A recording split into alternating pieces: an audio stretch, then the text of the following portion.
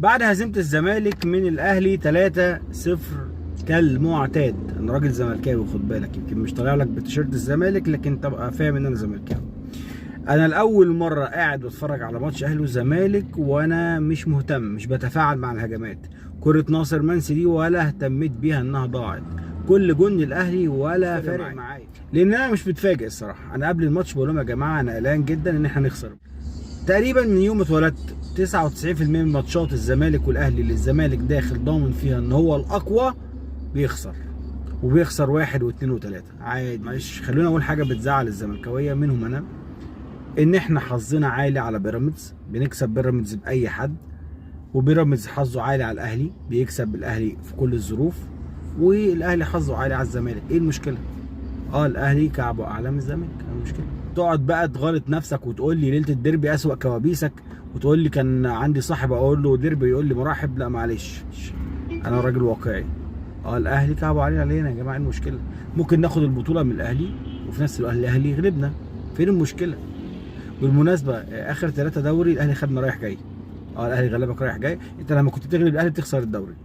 فبنتفائل نقول ان الخساره دي ممكن تبقى سبب المكسب، ان اللعيبه تنزل جزه على سموحه، جزه على سيراميكا، وناخد الدوري قبل الموسم واثناء الموسم ولغايه يناير. سيراميكا لغايه لسه من اسبوع. دلوقتي احنا لينا ادفانتج ان احنا نكسب الدوري من غير ما نستنى اي حاجه من اي حد، عكس بيراميدز وعكس الاهلي اللي مستنيين مننا نساعدهم. بس الحمد لله على كل شيء، الحمد لله. نعمل اللي علينا ونشتغل وندوس على نفسنا ونكسب الماتشين ان شاء الله ناخد الدوري.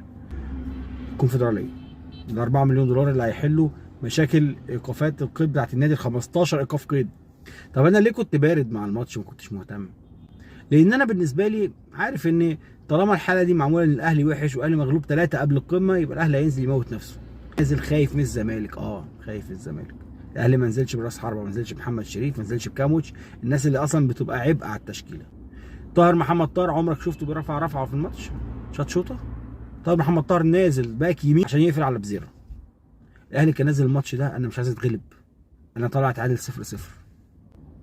الاستاذ حسام عبد المجيد تاني جون، الاستاذ حسام عبد المجيد تاني، وضربة جزاء ضاعت والجون التالت. في النهاية ماتش وخلص، والحمد لله اللي حصل حصل.